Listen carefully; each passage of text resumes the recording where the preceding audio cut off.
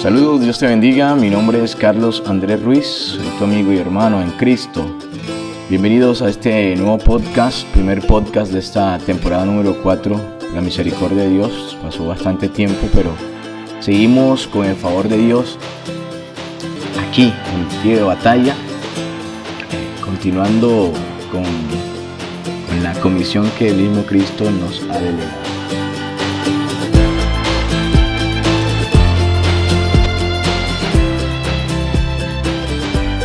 Entonces, en este primer mensaje, siguiendo sus pisadas, tiene por título, quiero que seas bendecido en el nombre del Padre y del Hijo y del Espíritu Santo, así como mi vida ha sido bendecida a través de estos mensajes. Vamos a leer en el libro de Primera de Pedro, capítulo 2, versos 21 y 22. Dice la poderosa palabra de Dios: pues para esto fuisteis llamados, porque también Cristo padeció por nosotros, dejándonos ejemplo para que sigáis sus pisadas, el cual no hizo pecado, ni se halló engaño en su boca. El Dios Todopoderoso añada bendición a su palabra en este día. La situación que rodea este mensaje, este pasaje en específico de las Sagradas Escrituras, tiene como enseñanza fundamental el ejemplo de Jesucristo, el ejemplo que Él mismo nos ha dado para tener una vida cristiana de verdad, una vida cristiana real. Entonces surgen unas preguntas: ¿es necesario padecer? Algunos dicen: ¿cómo debe vivir un cristiano de verdad? ¿Cómo debemos reaccionar ante las circunstancias en la vida? ¿Qué es lo que nos debe apasionar en verdad? Bueno, veamos unos versículos antes, el 19 y el 20. Porque esto merece aprobación si alguno a causa de la conciencia delante de Dios sufre molestias padeciendo injustamente, pues qué gloria es si pecando sois abofeteados y lo soportáis. Mas si haciendo lo bueno sufrís y lo soportáis, esto ciertamente es aprobado delante de Dios. Entonces, bueno, este mensaje está articulado en dos partes para explicar con la ayuda del Espíritu Santo lo que espera Dios de todos y el mérito, o más bien el canal o el mecanismo o el medio para lograrlo. Entonces, llamados a ser diferentes. Es lo primero, lo que Dios quiere de nosotros. Estamos llamados a ser distintos. Jesús tuvo una vida diferente aún en medio de sus discípulos, porque estaba llamado a ser diferente. Asimismo, en el Sermón del Monte lo hizo ver a sus discípulos, es decir, nosotros. Estamos llamados a ser diferentes, a ser sal de la tierra, a ser la luz del mundo, a ser santos para Dios. Pero muchas veces pretendemos ser diferentes cuando hacemos lo mismo que los demás. Es decir, Jesús hacía todo diferente a los demás. Su estilo de vida, su forma de hablar, su forma de ver, su forma de caminar, todo era una contrariedad para todos. Así era Jesús realmente. Cuando algunos pensaban en castigo, Él hablaba de perdón. Cuando algunos señalaban juicio, Él mostraba misericordia. Cuando otros herían, Él sanaba.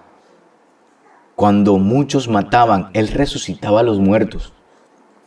Mientras que algunos dudaban, Él seguía creyendo e invitando a tener fe. Ese era nuestro Jesús, aquí en la tierra.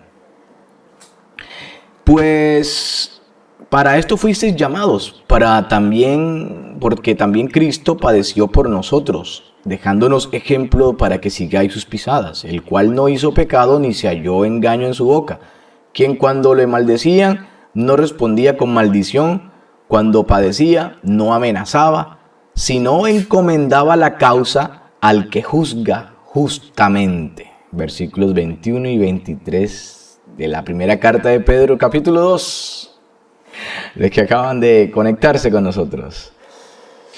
Impresionante, interesante, pero todo esto ¿para qué? Dirá alguien. En Dios todo, absolutamente todo, tiene un propósito, definitivamente.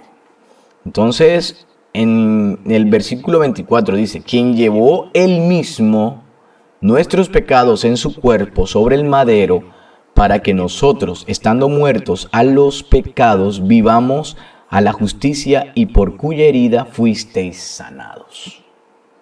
Mire impresionantemente la tarea, la misión que Jesucristo tenía, ¿verdad? ¿Cierto? El llevar una vida cristiana lo hacía apto para traer esperanza, porque ¿de qué manera vamos a traer a otros a los pies de Cristo si no llevamos una vida que los demás anhelen? Jesucristo tuvo una vida completamente distinta a los demás, era puro, era santo, era diáfano, era transparente, era honesto, pero nunca con esa honestidad que hay actualmente, que se mueve con ganas de herir, de dañar a los demás, no. Persona distinta en todos los sentidos. Entonces, si usted ha encontrado la verdad, viva entonces como la verdad. Así de sencillo. Usted está aquí hoy llamado a ser diferente. Yo estoy llamado a ser diferente. Hoy se rompe algo en el mundo espiritual en el nombre de Jesucristo. Nuestras vidas no pueden volver a ser las mismas de antes. Si hemos invitado a Jesucristo en nuestras vidas a entrar en nuestro corazón, debemos cambiar. Y Él nos va a dar la fuerza para cambiar. Así de sencillo. Pero, ¿cómo se logra esto? Y aquí viene la segunda parte de esta intervención. Jesús y la oración. Que es en uno de los momentos más críticos. A ponerles un ejemplo bien claro. Existen muchos en la palabra de Dios, pero vamos a inclinarnos por este. En uno de los momentos más críticos en la vida de Jesús, estando en cuerpo mortal, siendo Dios, nos muestra por qué siempre actuaba diferente. Miren, Mateo capítulo 26, verso 36. Dice la Biblia, entonces llegó Jesús con ellos a un lugar que se llama Getsemaní, y dijo a sus discípulos, sentaos aquí entre tanto que voy allí y oro. Miren lo que estaba pasando acá. Se acercaba un momento crucial, muy difícil en la vida. Ocurren situaciones que no queremos que sucedan. Eso es cierto, ¿verdad? Una parte de nosotros sabe que así debe ser, pero la otra se resiste. Es normal que esto suceda. Obvio, sí. Como decía algún amigo. Pero el secreto para hacer lo correcto, lo que Dios espera de nosotros, siempre va a estar en nuestro sometimiento a su voluntad, la voluntad de Dios, que dice la Biblia que es buena, agradable y perfecta. Y sabe Dios por qué es así. Lo cual se logró pasando tiempo en su presencia. Es decir, nosotros para poder someter nuestra voluntad a la de Dios, tenemos que pasar con Él, conocer cómo es que Dios puede intervenir en darnos fuerza para poder hacer lo correcto siempre, en todo momento, sin importar las circunstancias. Entonces, allí está el tip, lo trascendental, neurálgico que tenía Jesús. Aún siendo Dios, pues Él, aún así siendo Dios, estaba en carne y tenía que someter su voluntad a la del Padre. Y esto lo lograba siempre orando, hablando con el Padre que está en los cielos. Entonces es allí donde se aprende lo que en verdad importa, estando de rodillas, estando comunicándose todo el tiempo con Dios, amén, a través de la oración. Entonces por eso es que el apóstol Pablo escribe, mira, un hombre sufrido, un hombre que padeció también por causa de Cristo. Orad sin cesar en 1 Tesalonicenses capítulo 5, verso 17. Orad sin cesar. El Espíritu Santo me hizo comprender a través de un predicador muy usado por Dios actualmente, que para Jesús era más importante ir a orar que hacer milagros. Y cualquiera podría ser, esta frase que acabo de decir podría ser muy controversial. Cuando lea la Biblia notará que era una costumbre para Jesús dejar a todos literalmente, para irse a orar. O sea, era una costumbre que él tenía. Por eso Jesús era eficaz. Permanecía horas y horas orando solo y unos cuantos segundos orando por los enfermos y los endemoniados en público. Pasaba más tiempo orando en secreto que delante de los demás, realmente. Pero muchos hoy quieren orar en los púlpitos, en las campañas, en las tarimas, en las calles. Quieren orar o quieren tratar de orar todos esos minutos que en el secreto no oraron. Quieren demorarse media hora, 40 minutos en un micrófono orando por un enfermo. Y luego vemos que quizás hasta esto ni sucede. Porque nos hace falta comunión con Dios para que se nos pegue lo sobrenatural de Dios en nuestro ser, en nuestro interior. Debemos parar, dejemos de venir aquí a tratar de orar el tiempo que no oramos en el secreto. La Biblia dice que Jesús, después de la multiplicación de los panes y los peces, despidió a todos y se fue a orar. Mira en el capítulo 14 de Mateo, verso 23, dice, despedida la multitud, subió al monte a orar aparte, y cuando llegó la noche, estaba allí solo. Un misterio aquí, ¿verdad? ¿Cierto? Dejó a la multitud y se fue solo, se apartó para orar. Y eso fue en la noche, o sea que también vigilaba. Después de un milagro, oró e inmediatamente vino otro. Porque entonces, dice el versículo 24 y 25, y ya la barca estaba en medio del mar, azotada por las olas, porque el viento era contrario. Mas a la cuarta vigilia de la noche, Jesús vino a ellos andando sobre el mar. A ver, entendamos. Jesús despidió a la comunidad, después de multiplicar y dar comida a casi como 5,000 hombres, sin contar mujeres y niños. Y mandó a los discípulos adelante en la barca. Y él se apartó a orar. Luego se levantó, había vientos y todo eso, vientos contrarios, porque esos vientos contrarios ocurren en la vida de toda persona. Y vino Jesús luego a la cuarta vigilia. Vino a la cuarta vigilia. Y entonces hay algo sobrenatural ahí, hay algo especial. Es que Jesús estaba caminando por el mar. Es que Jesús vivía en una dimensión sobrenatural. Acostumbraba mucho a apartarse del bullicio, de los likes y de las críticas. Como dijo un hombre de Dios al respecto, cuando estás lleno del Espíritu Santo no estás pendiente de los aplausos ni de los rechazos. Estoy muy de acuerdo con esa frase, eso es verdad. Jesús estaba en lo que estaba concentrado en lo que estaba, y por eso alrededor de él ocurrían cosas especiales, cosas sobrenaturales, cosas diferentes, distintas a lo que los demás estaban acostumbrados a ver. Jesús tenía tantos seguidores como detractores, quizás más detractores que seguidores, creería yo, pero la oración, su comunión con el Padre lo mantenían enfocado. La oración atrae la revelación de Dios. Otra cosa importante que debemos resaltar. Jesús convida a Pedro, Juan y Jacobo no a un paseo, no a un picnic. Miren lo que dice Lucas capítulo 9, verso 21 y 32, y con esto ya finalizamos. Aconteció como 8 días después de estas palabras que tomó a Pedro, a Juan y a Jacobo y subió al monte a orar. Y entre tanto que oraba, la apariencia de su rostro se hizo otra, y su vestido blanco y resplandeciente, o sea, una cosa especial pasó allí. Y aquí 2 varones que hablaban con él, los cuales eran Moisés y Elías, quienes aparecieron rodeados de la gloria, y hablaban de su partida que iba Jesús a cumplir en Jerusalén.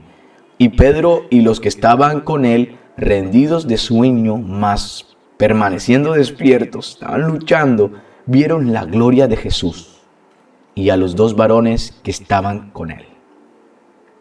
Miren este acontecimiento impresionante.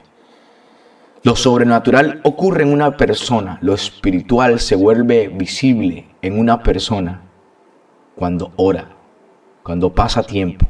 Jesús estaba empujando a sus discípulos, a estos 3 loquillos que le seguían, que le escuchaban y que querían comprender todo lo que él decía. Y vieron revelaciones del cielo de lo que estaba pasando.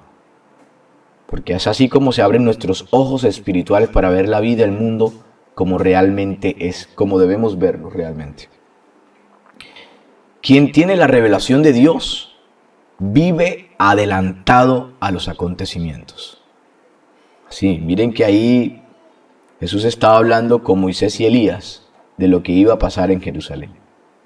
Es una persona en oración, una persona que tiene comunión con el Padre, que el Espíritu Santo está sobre su vida, vive adelantado a los acontecimientos.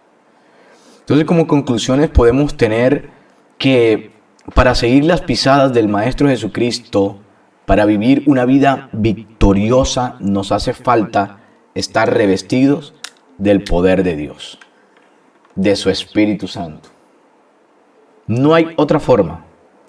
Usted y yo estamos escuchando este mensaje, estamos llamados por el Altísimo a ser distintos, a vencer, a cumplir con un propósito, a que aquel que conoce el llamado específico que Dios le tiene, debe entender que sin su presencia jamás podrá ser eficaz en esa labor para la cual Dios lo ha llamado.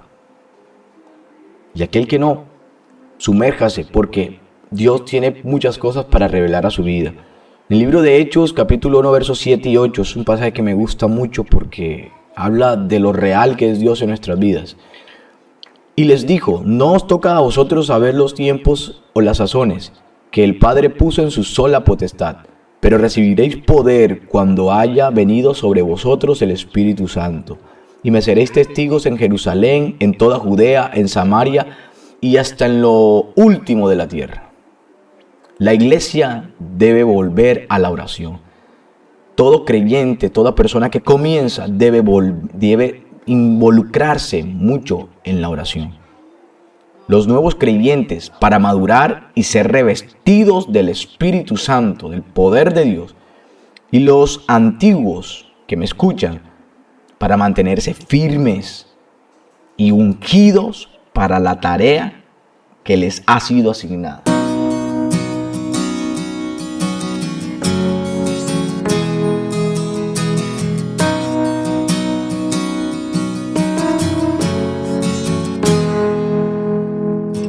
La iglesia debe volver a buscar lo sobrenatural de Dios. Allí están las sanidades, la liberación, los milagros y lo mejor de todo, la salvación de las almas, que es lo que a mi Padre Celestial le interesa. Que todo hombre no perezca, sino que proceda al arrepentimiento, que proceda a tener una vida y vida en abundancia. Mi oración para todos en este día es que Dios, el Todopoderoso, nos bendiga con su presencia, nos ayude y nos dirija en todo momento. Que Dios en su infinita misericordia alcance tu vida, tu hogar, tu familia, bendiga la obra de tus manos, tus proyectos, tus anhelos, puedan ser dirigidos por el Espíritu Santo de Dios. Te doy gracias, Padre, por este momento que nos has permitido en el nombre de tu Hijo Jesús. Amén y amén.